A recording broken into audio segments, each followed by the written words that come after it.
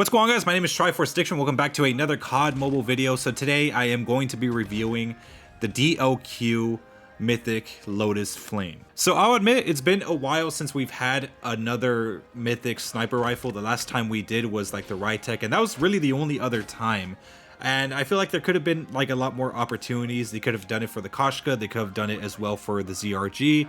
But they never decided upon doing it, and plus those were like on off seasons where mythics were not supposed to be released. But now I kind of think that they're going to start releasing mythics every season, because now, you know, last season we got the EM2 and now we had the Lotus Flame. So my best guess is that they're probably going to release another mythic next season.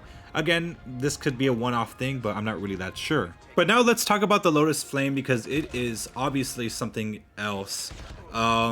I really don't know how to explain it. I think it's like a more of a Chinese theme type of, you know, thing going on with the Lotus Flame, but it is so weird, but at the same time it's so awesome.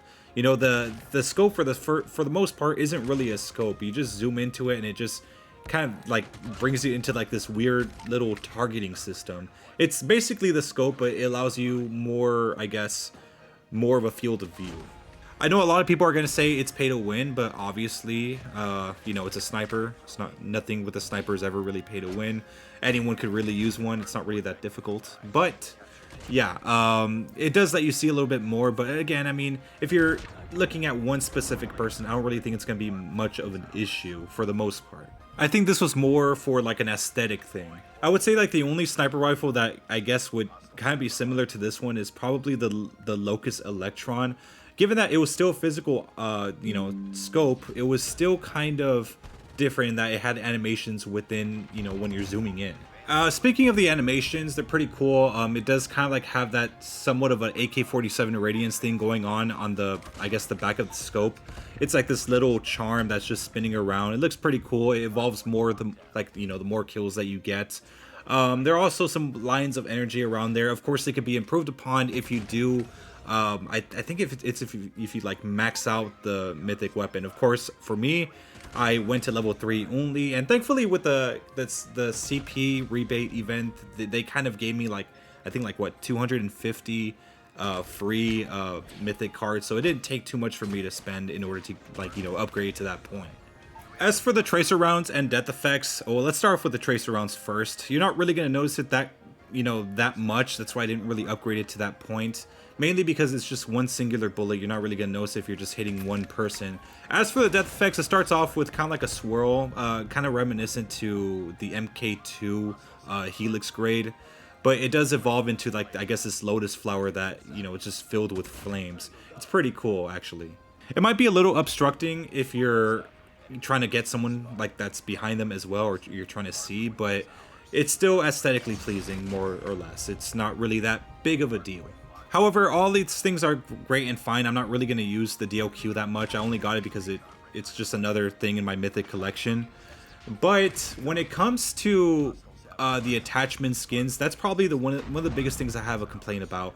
And that's mainly because all of the attachments that you get within, you know, upgrading to level 1, they're very identical, to the point where it felt like there was really no need to have like attachment skins added for this specific mythic. If anything, I think the level cap for at least this one mythic weapon should have been up to level 4, because like I said, they look extremely identical. If you look at the stocks, they look more or less the same. If you look at the suppressors, if you look at the barrels, like, you wouldn't really tell the difference, including the Mavois Omega Mag as well as the Extended Mag A. They look very identical. You wouldn't even notice the difference. So I think having level 1 there, you know, just all the attachments skins that you get, you know, from at least upgrading to that point, it just didn't really feel like it was needed. They didn't really have to make any effort. I think the only one that's different is probably the muzzles, and that's it. One thing is that I thought the scope was going to be something hard to adjust to, but then again I remembered it's a sniper rifle. You don't really have to put much effort into killing someone. So yeah, the scope is pretty cool. Like I said, I know I'm kind of like just backtracking here, but yeah, the scope, that's the one thing that a lot of people said that they need to adjust to, but like for me, I got it down within one single game. It's not that difficult. It's a sniper rifle, for fuck's sake. Your baby and your grandmother could probably use this efficiently without even trying. Let's be honest. But As for the inspection's pretty cool. It went through some changes previously when it was getting leaked, but then I don't know, it got bugged and then they changed it again. It was like this whole complicated thing. But overall, I mean, the effect is pretty cool. It's kind of like you're using the force to like just, you know, like have your gun float in midair. As for the reload animation, it's pretty fun as well. You kind of like just create a new mag out of your hands and you just insert it through, I guess, the force into your gun. It's pretty cool as well. But again, I mean, for me personally, I don't really have much of a huge opinion. I know this is probably crazy for all you people that use, you know, fast switch and, you know, DLQs all day. But I'm not really much of a sniper main. But again, it's still aesthetically pleasing, and obviously it's better than the legendary skin. So yeah, I'm gonna pick it up. But also, before I go, let me know what you guys actually think about me doing a comparison between the Lotus Flame and the Nautilus from, you know, the Rytech AMR, since those are both mythics. But yeah, anyways, hope you guys have a wonderful day. Make sure you leave a like. Make sure to subscribe for some more COD mode content. I'll see you guys next time. Thank you.